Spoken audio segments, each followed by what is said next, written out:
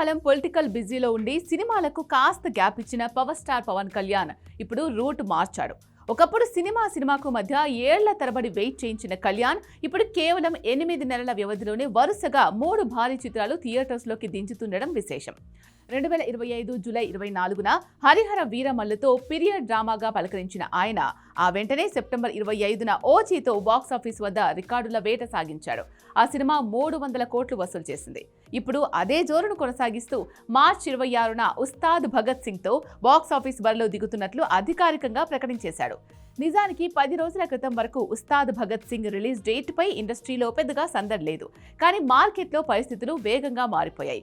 భారీ అంచనాలున్న పెద్ది, ప్యారడైజ్ చిత్రాలు వాయిదా పడుతున్నాయనే వార్తలు రాగానే డైరెక్టర్ హరీష్ శంకర్ క్షణం కూడా ఆలస్యం చేయకుండా పోస్ట్ ప్రొడక్షన్ పనుల్లో స్పీడ్ పెంచేశాడు. ప్రస్తుతం డబ్బింగ్ పనులు కూడా తుది దశకు చేరుకోవడంతో సమ్మర్ కానుకగా మార్చి 26న పక్కాగా థియేటర్స్ లోకి వస్తామంటూ సరికొత్త పోస్టర్తో పవన్ ఫ్యాన్స్ లో జోష్ నింపారు.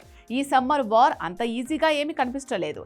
ఉస్తాద్ రాకకు సరిగ్గా వారం ముందే అంటే మార్చి 19న భారీ యాక్షన్ ఎంటర్టైనర్ దురంధర్ 2 బరిలో నిలవనుంది.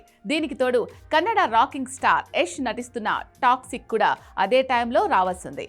అయితే ప్రస్తుత పరిస్థితులు చూస్తుంటే యష్ సినిమా పోటీ నుంచి తప్పుకునే అవకాశాలు ఎక్కువగా కనిపిస్తున్నాయి.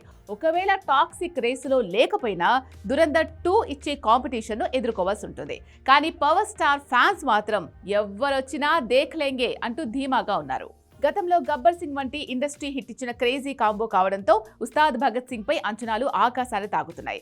హరీష్ శంకర్ మార్క్ డైలాగులు, పవన్ కళ్యాణ్ స్వాగ్ తోడైతే బాక్సాఫీస్ షేక్ అవ్వడం ఖాయమని అంచనా వేస్తున్నారు ట్రేడ్ పండితులు.